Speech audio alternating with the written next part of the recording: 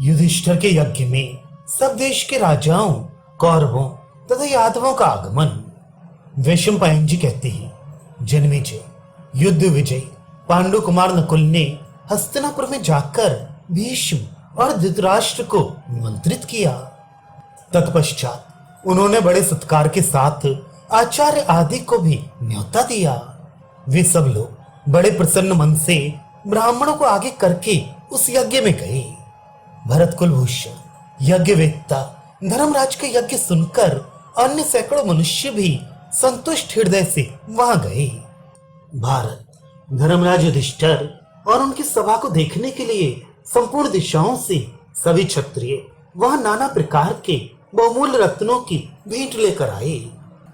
धृतराष्ट्र, भीष्म, महाबुद्धिमान विदुर, दुर्योधन आदि सभी भाई, गांधार राज सुबल, महाबली शकुनी, अचल, वृषक, रथियों में श्रेष्ठ कर्ण, बलवान राजा शल्य, महाबली वाहिक, सोमदत्त, कुरुनंदन भूरि, भूरिश्रवा, शल, अश्वत्थामा, कृपाचार्य, द्रोणाचार्य, सिंधुराज जयद्रथ, पुत्रों सहित द्रुपद, राजा शाल्व, प्रयाग ज्योतिषपुर के नरेश, महारथी भगदत्त, जिनके साथ समुद्र के टापुओं में रहने वाले सब जातियों के मिलेच्छवी थे, पर्वतीय नृपति गण, राजा वृद्धवल, पौंड्रक वासुदेव, वंग देश के राजा कलिंग नरेश, आकर्ष, कुंतल, मालव, आंध्र, द्राविण और सिंघल देश के नरेशगण, काश्मीर नरेश, महातेजस्वी कुंती भोज, राजा कौर वाहन, वाहिक, दूसरे शूर नृपति गण अपने दोनों पुत्रों के साथ विराट,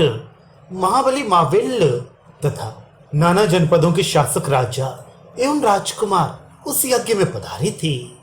भारत पांडु नंदन युधिष्ठिर के उस यज्ञ में रण दुर्मद महापराक्रमी राजा शिशुपाल भी अपने पुत्र के साथ आया। इसके सिवा बलराम, अनिरुद्ध, कंक, सरण, गद, प्रद्युम्न, सांब, पराक्रमी चारुदेशण, उल्मुक, निषठ, वीर अंगावह तथा अन्य सभी वृष्णिवंशी महारथी उस यज्ञ में आए थे। ये तथा दूसरे भी बहुत सी मध्यदेशी नरेश पांडुनंदन युधिष्ठिर के राष्ट्रीय महायज्ञ में सम्मिलित हुए थे। धर्मराज की आज्ञा से प्रबंधकों ने उनके ठहरने के लिए उत्तम भवन दिए, जो बहुत अधिक भोजन सामग्री से संपन्न थे। राजन उन घरों के भीतर स्नान के लिए बावलियां बनी थी और वे भांति भांति के वृक्षों से भी सुशोभित थे। धर्मपुत्र युधिष्ठिर उन सभी महात्मा नरेशों का स्वागत सत्कार करते थे।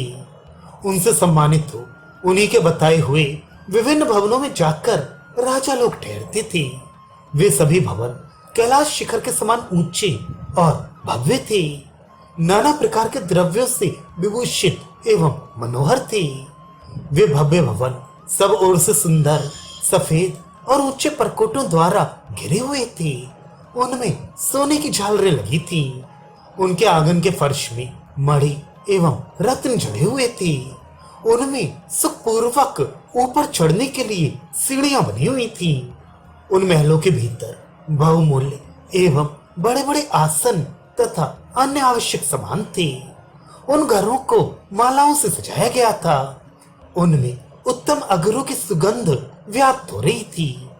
वे सभी अतिथि भवन हंस और चंद्रमा के समान सफेद थे। एक योजन दूर से ही वे अच्छी तरह दिखाई देने लगते थे। उनमें स्थान की संकीर्णता या तंगी नहीं थी। सबके दरवाजे बराबर थे। वे सभी गृह विभिन्न गुणों सुख सुविधाओं से युक्त थे।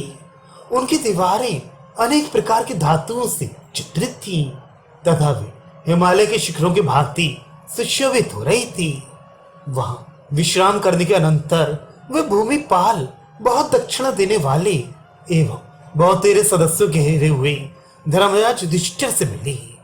जन्मेजय उस समय राजाओं, ब्राह्मणों तथा महर्षियों से भरा हुआ वह यज्ञ मंडप देवताओं से भरे पूरे स्वर्गलोक के समान शोभा पा रहा था।